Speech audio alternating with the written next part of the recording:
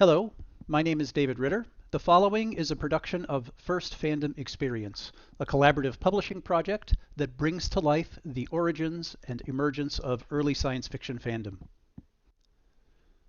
This video features content from The Visual History of Science Fiction Fandom, Volume 1, The 1930s, which is currently available from our website at firstfandomexperience.org.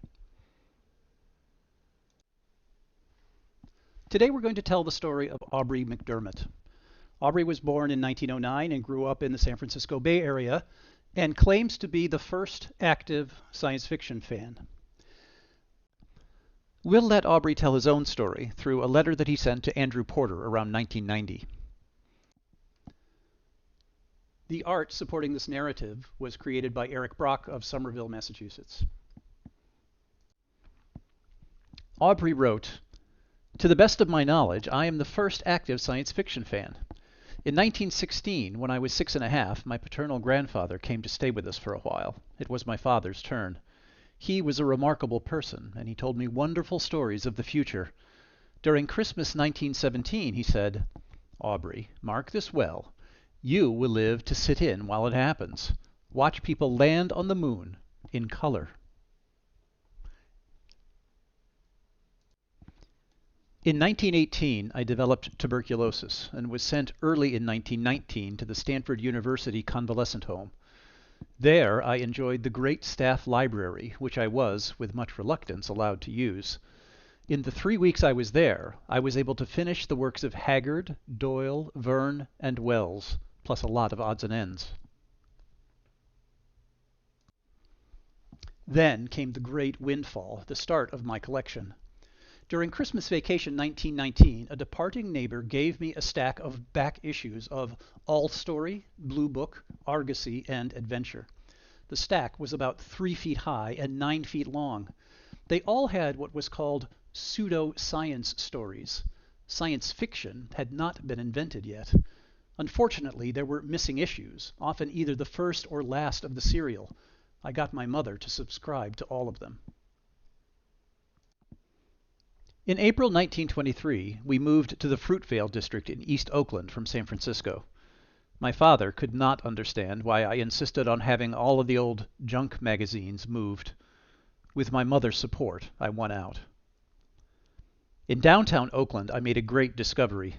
There were second-hand magazine stores, and the stock was kept by date and magazine. The standard price was 5 cents each or 3 for a dime. Without cover, they were half price. I took to haunting these places. It was only 3 miles from home to downtown Oakland, and if I walked both ways, I could buy 3 more magazines. I walked. This also allowed me to read 1 or 2 on the way home. I started buying duplicate issues and making books of the serials. In the fall of 1925, I had a serious head injury and moved the next April to our summer shack in the hills south of Los Gatos to recuperate. There I saw the second issue, May, of Amazing Stories. Argosy All Story had a letter column, but it gave names only, never addresses. But Gernsback had something new. He printed names and addresses of correspondents. I had for years been writing to authors, and now I could write to fans. When I returned to East Oakland in April 1928, the first thing I did was to contact fans. Clifton Amesbury in Berkeley, Lewis Smith in East Oakland, and Lester Anderson in Hayward. That was the start of our fan club, which, under various names, lasted until early 1937. Forrest J Ackerman had a letter published in the Science Fiction Quarterly in 1929. We thought he must be an adult, so a few members of the club arranged to travel to San Francisco to visit him. We arrived at 530 Staples Avenue. His mother led us back to the kitchen and downstairs to the basement room. There, behind an enormous desk, sat a very small boy. He was about 12, but looked 8. It was Forry. Forry joined our club after our visit, but his mother said he was not old enough to attend meetings at my house. which involved walking to the streetcar in San Francisco, a ride to the ferry building, taking the ferry to Oakland, the red train to Fruitvale, a trolley to 27th Street, and then a walk to my house. That's the conclusion of our excerpts from Aubrey's letter.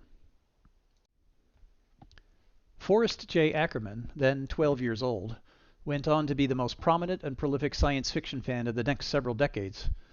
He can be credited with introducing Cosplay to the very first World Science Fiction Convention in 1939, where he arrived in a futuristic outfit inspired by H.G. Wells' epic film Things to Come. This first contact between Aubrey and Forry is typical of similar meetups in cities across the United States and Britain in the early 1930s. Fans discovered each other through correspondence and banded together to share their passion for science fiction. They formed clubs, published their own magazines, and organized conventions, setting the stage for today's massive science fiction industry.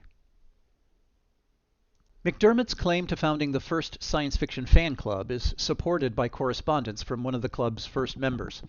Clifton Amesbury wrote to Daniel MacPhail in 1982 that Aubrey worked out a chronology from various dated materials in his possession. He got a hold of me and Lester Anderson in April 1928, and the club was going by June. Forry remembers that he was 12 years old when the club visited him. He was born in 1916. Also contending for the title of First Club is the Science Correspondence Club, also purportedly formed in 1928.